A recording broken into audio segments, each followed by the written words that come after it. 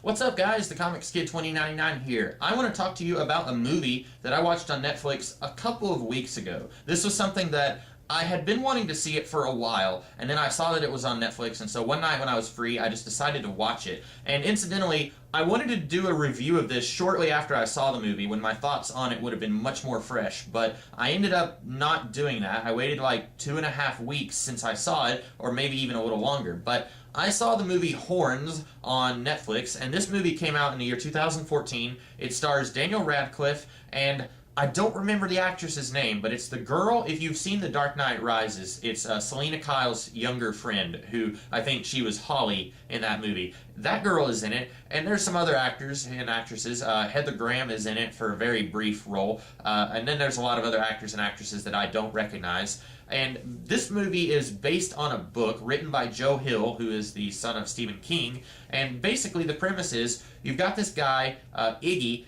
is his name, and he's dating this girl. Iggy is played by Daniel Radcliffe, and the girl he's dating is the girl from The Dark Knight Rises. And she is murdered in a very grisly fashion, and everyone in this small town thinks that it's Iggy who committed the murder. Well, somehow he wasn't arrested for the murder, so everyone in town thinks that it's him, but he's not actually in jail. And then he wants to try and figure out who killed his girlfriend, and somehow, overnight, he grows these devil horns. And I'm just going to go ahead and say this right now before I forget. If you saw the trailers for this movie and you were thinking, okay, this looks interesting, I want to see why Daniel Radcliffe has these devil horns, that is never explained in this movie. They never at any point explain why he has these horns out of nowhere.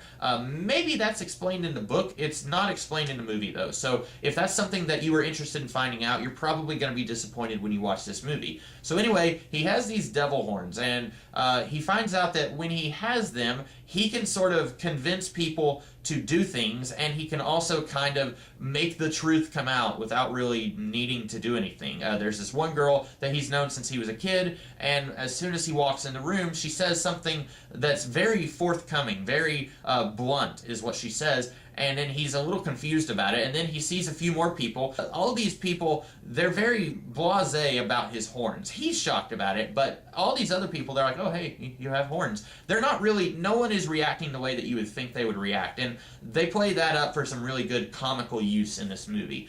So anyway, the whole movie is a murder mystery. He is trying to figure out who murdered his girlfriend, and I saw trailers for this movie last year, and I really had no idea what it was. All I saw was that Daniel Radcliffe is some kind of demon kid, and it looks like they're trying to get away from that kiddie image of Harry Potter. I would say that he's doing a pretty good job of distancing himself from the role of Harry Potter, although I would say he doesn't have to try as hard to be in these really gritty adult drama movies. He doesn't have to try as hard. I would like to see Daniel Radcliffe be in a romantic comedy, something that is still distancing itself from the world of Harry Potter, but it's not necessarily something that is a hard R like the movie Horns. I really enjoyed this movie.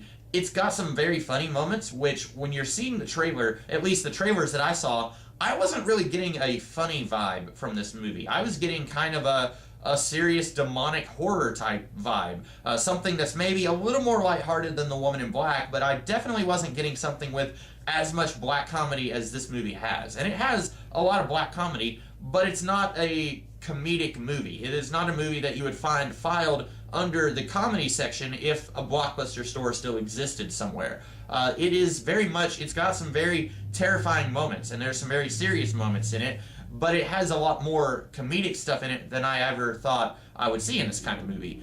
As far as that person is still driving their motorcycle outside, wow. As far as the murder mystery aspect, I'm going to say that when I was watching it, about less than 20 minutes in, I had kind of figured out who the bad guy was pretty early on. This movie did not do a very good job of concealing that, and maybe that was on purpose, maybe it was by design, but I feel like when they finally do reveal it, they're acting like it's a big reveal. So I feel like they maybe thought that they were hiding who this was, but they weren't doing a very good job, because about less than 20 minutes in, I kind of had it figured out, and it was pretty obvious who it was based on a few things that happened very early in the movie. I would rather them seed those things early in the movie and obey the writing law of Chekhov's gun than just pull something out of nowhere and try and surprise the audience with a twist that doesn't make any sense that hasn't been seeded earlier in the movie. So I think the way they did it was the better way than what it could have been done, but I do wish that they had maybe tried a little harder at concealing who the villain of the movie was. There's a lot to this movie that I don't necessarily want to talk about, and part of it is that I don't necessarily feel like I'm 100% an expert on this movie since it's been like 3 weeks since I saw it, but I definitely recommend that you see this movie if you're looking for an entertaining kind of comedy horror movie. Not really horror, comedy supernatural is maybe a better way of explaining it. It's a very interesting story. Like I say, I haven't read the book, so I don't know if it holds up well compared to the book. I know there was a lot of people who read the book who really hated the movie, but I could never actually figure out what they hated about the movie. And that's just something that some book lovers, they just instantly hate the movie without giving an actual reason why they hated the movie. And I feel like that might have been the case here because I saw a lot of people saying, man, this movie is stupid, I don't like it, it's nothing compared to the book, but then they wouldn't actually explain what the book does better than the movie. But there's a lot of very interesting stuff going on here, a lot of interesting character moments that we get to see through the lens of Daniel Radcliffe, and at times it's very tragic, and then at times it's very comedic, and I think this movie does a really good job of balancing that. At times it plays the comedy very well, and then at times it plays the tragedy very well.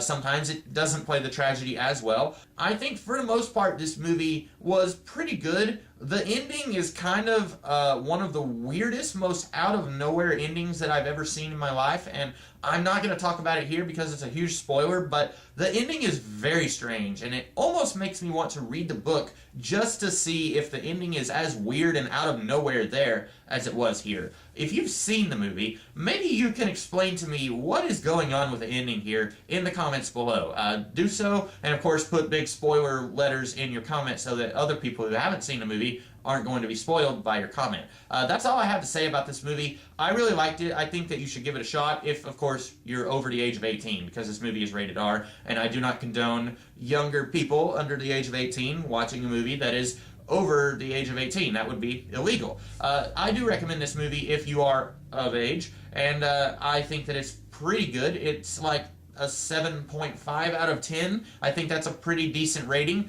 There were a few things that I thought could have been done better. The ending is really weird, and then the bad guy kind of was pretty obvious from the very beginning, or close to the very beginning. That's all I have to say. I hope that you guys liked this review, and if you saw the movie, I hope that you liked the movie. And if you did like this video, be sure to like, share, comment, and subscribe, and I will be back later with a different kind of video. I'll see you guys next time. Have a good one.